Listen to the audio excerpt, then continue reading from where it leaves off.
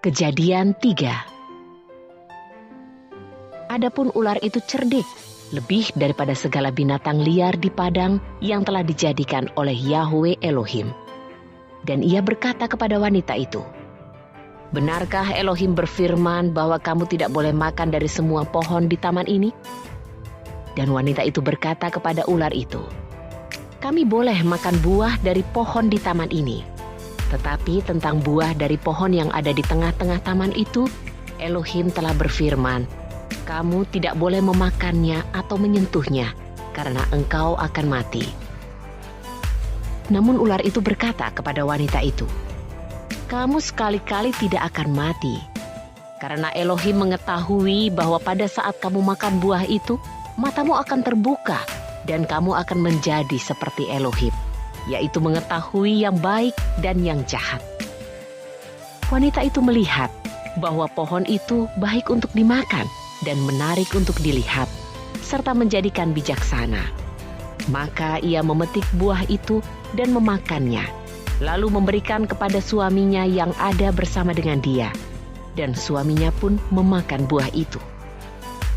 Maka terbukalah mata mereka dan menyadari bahwa mereka telanjang. Lalu mereka menyemat daun pohon ara dan membuat cawat.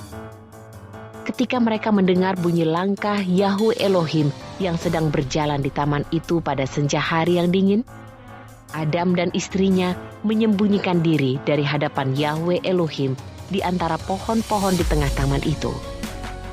Tetapi Yahwe Elohim memanggil Adam dan berfirman kepadanya, "Di manakah engkau?" Adam menjawab, "Ketika aku mendengar suaramu di taman, aku merasa takut karena aku telanjang, maka aku bersembunyi." Kemudian dia berkata, "Siapakah yang memberitahukan kepadamu bahwa engkau telanjang? Apakah engkau telah makan dari pohon yang telah aku perintahkan kepadamu supaya engkau jangan memakannya?" Manusia itu menjawab, "Wanita yang engkau berikan untuk bersamaku, dialah yang telah memberikan buah dari pohon itu, dan aku memakannya." Kemudian Yahwe Elohim berfirman kepada wanita itu, "Apakah yang telah engkau lakukan ini?" Dan wanita itu menjawab, "Ular itulah yang telah memperdaya aku dan aku memakannya."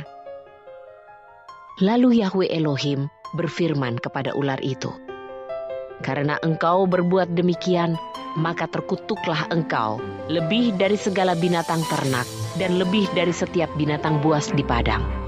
Engkau akan menjalar dengan perutmu, dan engkau akan makan debu seumur hidupmu. Aku akan mengadakan permusuhan antara engkau dengan wanita ini, antara keturunanmu dengan keturunannya. Ia akan meremukkan kepalamu, dan engkau akan meremukkan tumitnya."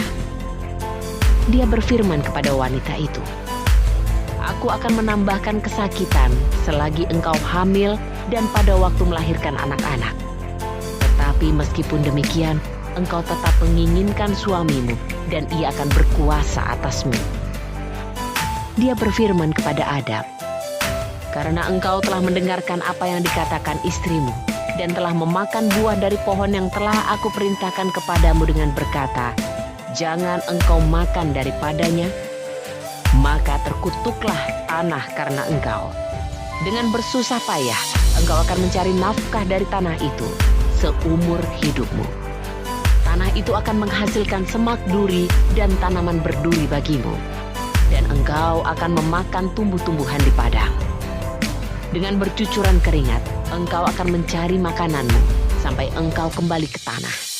Karena dari situlah engkau telah diambil, sebab engkau debu dan engkau akan kembali kepada debu." Adam memanggil istrinya dengan nama Hawa, karena dialah yang menjadi ibu semua yang hidup. Dan Yahwe Elohim membuat pakaian dari kulit binatang untuk Adam dan istrinya, dan mengenakannya kepada mereka. Berfirmanlah Yahwe Elohim, "Lihatlah, manusia itu telah menjadi seperti salah satu dari kami, mengetahui tentang yang baik dan yang jahat. Maka sekarang, jangan sampai ia mengulurkan tangannya dan mengambil juga buah dari pohon kehidupan dan memakannya dan hidup untuk selamanya." Oleh sebab itu, Yahweh Elohim memerintahkan Adam keluar dari Taman Eden untuk mengolah tanah dari mana ia berasal. Setelah mengusir manusia itu keluar, ia menempatkan kerub-kerub di sebelah timur Taman Eden dengan pedang yang menyala-nyala dan menyambar-nyambar untuk menjaga jalan ke pohon kehidupan itu.